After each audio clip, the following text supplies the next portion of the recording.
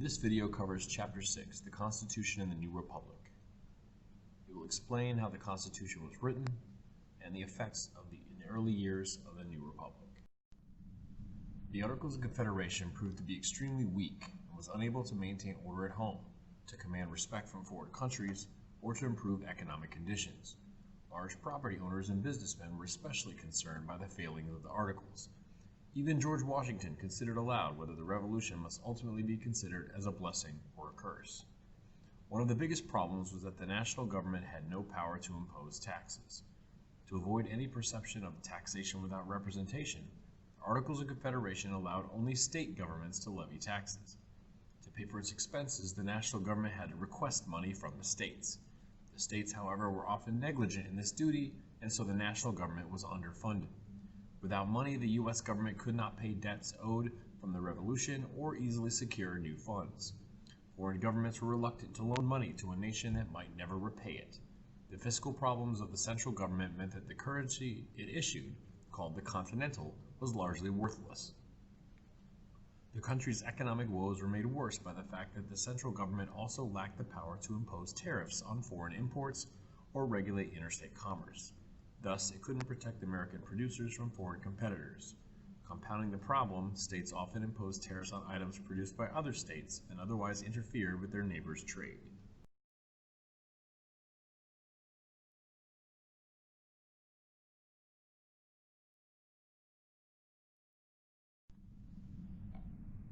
Madison had called for a convention to be held in Annapolis in the spring of 1786 to address the problems of trade between the colonies. Only 5 states showed up. Madison and Hamilton then proposed another convention be held in the spring of 1787 in Philadelphia for the purpose of revising the Articles of Confederation. Most people after Shays' Rebellion knew that the Articles were about to fall apart and a stronger central government was needed. This convention would be the last hope at creating a unified nation. The whole world was watching. In May of 1787, 55 men showed up in Philly. Only one state failed to send delegates, Rhode Island. These men were the well-bred, well-fed, and well-read and well-wed of their respective states. 1/3 of them owned slaves. All were educated at elite universities. 29 were lawyers, and their average age was 42, with Madison, who's 36, and Hamilton, who was 32, being the youngest. All were worried about the fate of the Republic. Thomas Jefferson was in Paris. Thomas Paine was in England. Sam Adams and John Hancock were not selected to go. Patrick Henry refused to go. The 2 most respected Americans were there, Washington and Franklin. Franklin was 81 years old. By September 17th, 1787, after 17 grueling weeks of debate, the 55 delegates signed the document and sent it to the states for ratification.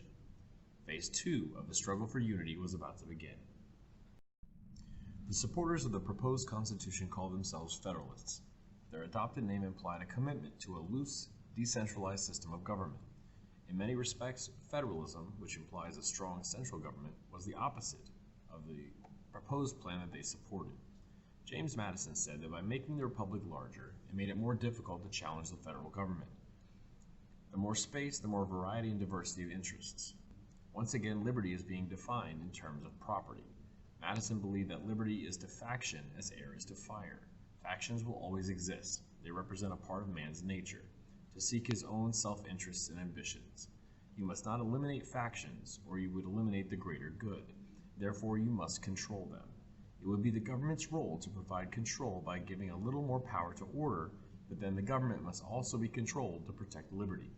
Balance had to be achieved. Strong institutions would check and balance man's self-interests or ambition. Then balance of power and checks and balances would check the power of the government. For Federalists, the Constitution was required in order to safeguard the liberty and independence that the American Revolution had created. The Anti-Federalists were a diverse coalition of people who opposed ratification of the Constitution. Although less well organized than the Federalists, they also had an impressive group of leaders who were especially prominent in state politics. They believed that the greatest threat to the future of the United States lay in the government's potential to become corrupt and seize more and more power until its tyrannical rule completely dominated the people. The most powerful objection raised by the Anti-Federalists, however, hinged on the lack of protection for individual liberties in the Constitution. Most of the state constitutions of the era had built on the Virginia model that include an explicit protection of individual rights that could not be intruded upon by the state. This was seen as a central safeguard of people's rights and was considered a major revolutionary improvement over the unwritten protections of the British Constitution. The Virginia Plan, presented to the delegates of the Constitutional Convention in Philadelphia, drafted by James Madison, outlined a new form of government. The Virginia delegates proposed a strong national government that could make and enforce laws and collect taxes. The plan would establish a federal system of government under which the people would be governed by both the state and national governments. Another feature of this proposal was a bicameral legislature, in which representation would be proportional to a state's population. Larger states favored this element of the plan. The Virginia Plan provided the framework, and after much debate, expansion, development, and compromise by the framers became the Constitution of the United States.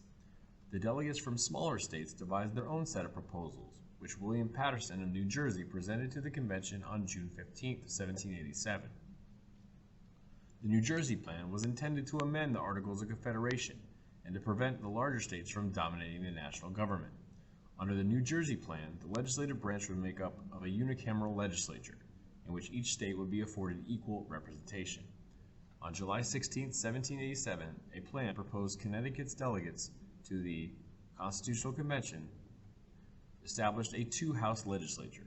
The Great Compromise, or the Connecticut Compromise as it is often called, proposed a solution to the heated debate between larger and smaller states over their representation in the newly proposed Senate. The larger states believed that representation should be based proportionally on the contribution each state made to the nation's finances and defense, and the smaller states believed that the only fair plan was one of equal representation. The compromise provided for a dual system of representation. In the House of Representatives, each state's number of seats would be in proportion to population. In the Senate, all states would have the same number of seats. On July 16, 1787, the convention adopted the Great Compromise by a one-vote margin. Delegates agreed that the representation each state received in the House of Representatives and the Electoral College would be based on population, that the issue of slavery was a sticking point between the South and the North. It benefited Southern states to include enslaved people in their population counts, as that calculation would give them more seats in the House of Representatives and thus more political power. Delegates from Northern states, however, objected on the grounds that enslaved people could not vote, own property, or take advantage of the privileges that white men enjoyed.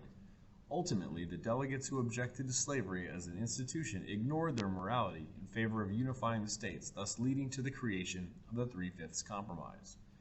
First introduced by James Wilson and Roger Sherman on June 11, 1787, the Three-Fifths Compromise counted enslaved people as three-fifths of a person.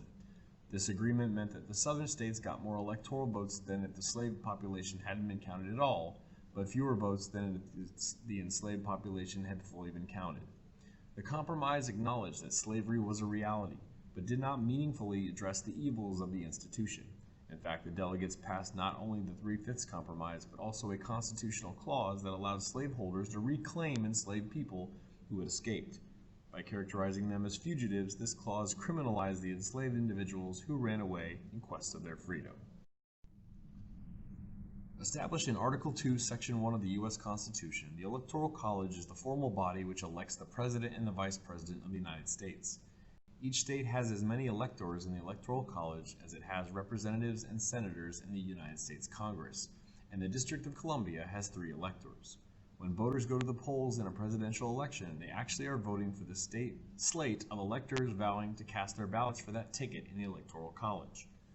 Most states require that all electoral votes go to the candidate who receives the plurality in that state. After state election officials certify the popular vote of each state, the winning slate of electors meet in the state capitol and cast 2 ballots, one for vice president and one for president. Electors cannot vote for a presidential and vice presidential candidate who both hail from the elector's home state. In the case of an electoral college deadlock, or if no candidate receives the majority of votes, a contingent election is held. The election of the president goes to the House of Representatives. Each state delegation casts 1 vote for one of the top 3 contenders to determine a winner.